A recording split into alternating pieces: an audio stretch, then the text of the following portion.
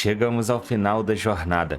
Ontem foi lançado o penúltimo episódio de Ahsoka e eu não sei vocês, mas eu fiquei totalmente sem ar com tanta ação desenfreada. Vem comigo aí pra gente debater o que podemos ver finalmente no último episódio na semana que vem. Logo no início do episódio, tivemos desdobramentos dos atos de indisciplina da Hera. A cena de julgamento me deu ainda mais repulsa pelo senador Xiono, que estava ali claramente como uma figura da promotoria para tentar incriminar a Hera pela sua desobediência. O que ele não contava era com o like que eu vou te pedir nesse vídeo, e se essa for a sua primeira vez aqui no canal, bem-vindo, e inscreva-se para ficar ligado sempre em vídeos novos. E no comentário fixado eu vou deixar os links de livros na Amazon que estão em promoção. Comprando pelo link, você ajuda demais o canal e desde já o meu muito obrigado. Bom, brincadeiras à parte, o Xiono ele já estava prestes a incriminar a Hera quando ninguém menos do que o C-3PO aparece na corte com uma mensagem da Leia provando que a missão era sim oficial e estava em seu nome. Eu sei, a gente sabe que não é muito bem isso aí não, mas isso foi suficiente para deixar o Xiono com aquela cara de bobo da corte que eu amei e ri no momento que eu vi aquela cara dele. Um detalhe que eu achei extremamente respeitoso foi como eles trataram da Leia aqui, né? Uma vez que a Carrie Fisher infelizmente já faleceu, como a gente bem sabe. Com isso, ela não precisou aparecer como uma computação gráfica ou um recast de atriz ou algo do tipo. Achei muito legal essa solução encontrada de trazer um personagem conhecido e querido por nós fãs, né? Personagem clássico, mas sem precisar mostrar o rosto da Leia.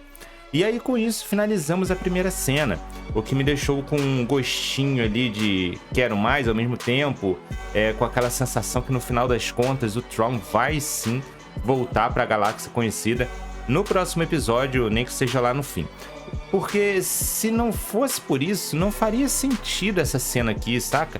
Já poderia ter deixado o arco da Hera finalizado lá no 5º episódio como tava. A gente nem esperava mais ver alguma coisa do tipo aqui na série. Outro detalhe que vale notar foi a menção dos eventos do final da 3ª temporada de Mandaloriano, né, lá em Mandalor, onde o Gideon causou ali alguns problemas até ser derrotado pelos Mandalorianos. A primeira coisa a se notar é a confirmação que a série da Ahsoka se passa brevemente depois dos eventos da 3ª temporada de Mandaloriano. E é interessante ver como a Nova República, esse é outro detalhe, né? Como a Nova República enxergava pessoas como o Gideon, senhores da guerra, né? Eles entendiam que, os senadores entendiam que eram forças armadas, mas eram pequenas e fracas para a República, né? É impressionante como a Nova República se esforçou ao máximo todos esses anos pedindo para ser derrotado. Bom, e aí avançamos no episódio. Primeiro numa cena de treinamento da Ahsoka, muito legal, muito bacana mesmo.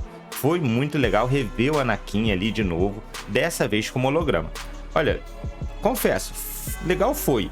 Mas essa maneira foi menos impactante que a anterior e, de certa forma, para mim seria mais impactante se fosse o espírito da força do Anakin no final das contas, né? Mas foi bacana ver o carinho que o Anakin tinha pela Ahsoka com essas gravações. E depois vamos para, finalmente, a ação do episódio, né? Várias sequências de ação impressionantes. Eu imaginei, na hora que a Ahsoka saiu do hiperespaço, lá dentro da boca dos Purge, que eles seriam atacados ou por caças do Olho de Saio ou até pelo Olho de Saio, né? Mas o Thrawn, meus amigos, ele realmente está muitos passos à frente. Isso porque ele montou um imenso campo minado que nenhum usuário do Windows 98 pode colocar defeito.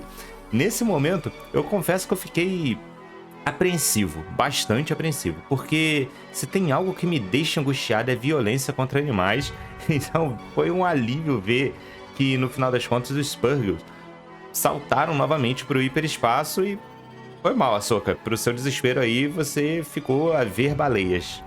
E depois de muita perseguição, a Ahsoka consegue se conectar pela força, brevemente com a Sabine, né? Enquanto ela estava ali nas carcaças que formam aquele anel de Perídia, né? O que deixa no ar, mais uma vez aqui na série, que a Sabine pode sim ter a conexão com a força. Tá cada vez mais óbvio que isso vai acontecer, pelo menos pra mim isso tá cada vez mais óbvia, mas como isso vai acontecer, eu prefiro falar já já para não pular o fio da meada aqui. Então, enquanto a Ahsoka parte para o encontro da Sabine e do Ezra, a gente vai finalmente pro Thrawn, né, que deu aulas e aulas de estratégia para Morgan. Inclusive, falar em Morgan, foi muito interessante a montagem toda dessa cena do Thrawn com a Morgan, né, ao longo do episódio, porque a Morgan, ela meio que serviu como se fosse a gente, né, nós fãs, telespectadores, ali do lado do Thrawn, ela fazendo as perguntas certeiras pro almirante, para ele poder ir explicando pra gente a sua estratégia, que no final das contas a gente descobre que nunca foi confrontar a Ahsoka, e sim apenas criar distrações o suficiente para ele terminar de embarcar os caixões na Quimera, né, o seu destroyer estelar. E por falar nisso, né, desde o episódio passado vimos essa movimentação desses caixões, e aqui em uma cena o Thrawn mostra um gráfico que parecem ser, né, esses caixões sendo colocados lá na Quimera, e a quantidade de caixão é gigantesca, né? E eu tô aqui, ó, matutando, tentando descobrir e teorizar o que podem ser esses caixões. Se você tiver alguma ideia já me conta aqui nos comentários. E antes de chegarmos finalmente no arco final, a gente precisa falar de Baylan e Shin. Esses dois, eles chegaram até o final da série sendo um verdadeiro mistério. Inclusive no vídeo passado que eu fiz na segunda-feira, eu vou deixar até no card no final desse vídeo aqui, eu comento sobre a teoria dos Zephonianos, que podem ser o que o Baylan tanto busca. Inclusive nesse episódio, ele se mostrou cego por essa caçada, a ponto de nem se importar com a sua aprendiz, a Shin, deixando ela livre para buscar a sua ambição no Império do Thrawn. Acho que o Baylan sentiu que a Shin, no final das contas, seria mais um risco do que uma ajuda a longo prazo, né, em seus planos. E eu, de certa forma, não discordo dele. Ele sendo um Jedi meio nostálgico com a Ordem, tendo uma missão clara na mente, que fica nebulosa pra gente, ele entende que o melhor a se fazer é seguir sozinho. Inclusive, o final dele nesse episódio quase me fez ficar bem chateado com o Filoni. Eu ia ficar muito frustrado se visse o Baylan morrendo antes de entregar o que ele tanto buscava.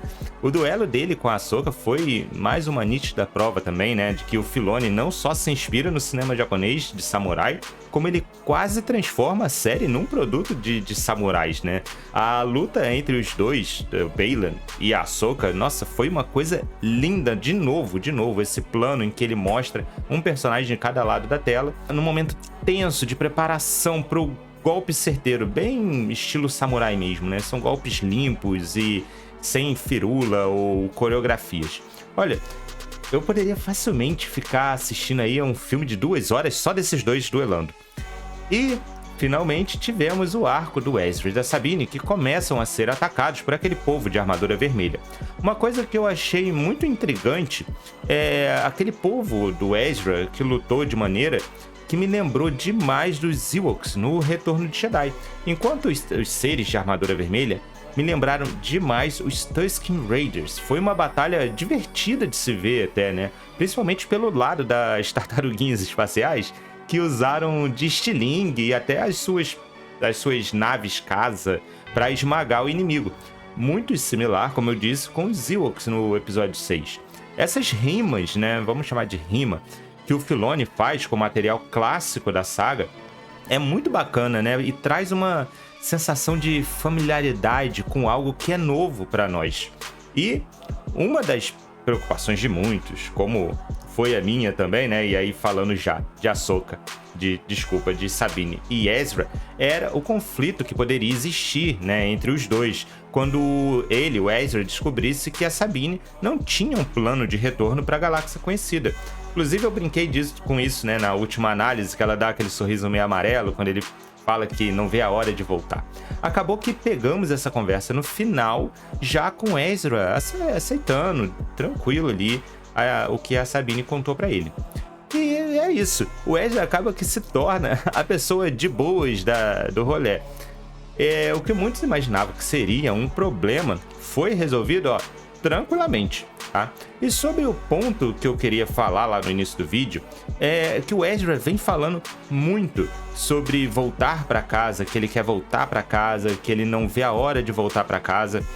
E olha, quando o personagem fala muito assim, é esquisito, sabe? E aí, sobre o que eu falei lá no início, né, da Sabine despertar a sua conexão com a força, eu fico com receio de que aconteça alguma coisa com Ezra e isso seja o estopim para que ela finalmente se conecte com a força, despertando a força nela, né?